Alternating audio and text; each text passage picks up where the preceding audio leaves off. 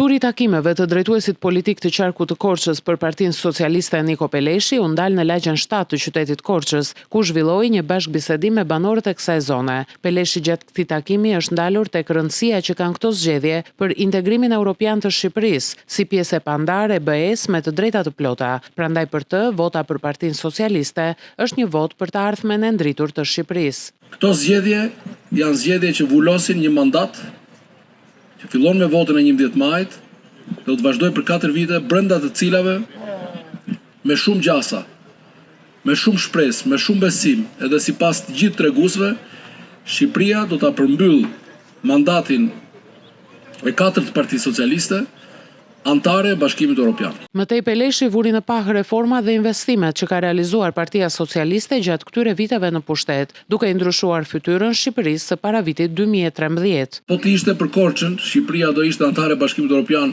shumë vite më parë. Korça i ka arritur standardet në ujë, furnizim me ujë, kanalizime, për punim të mbetjeve urbane.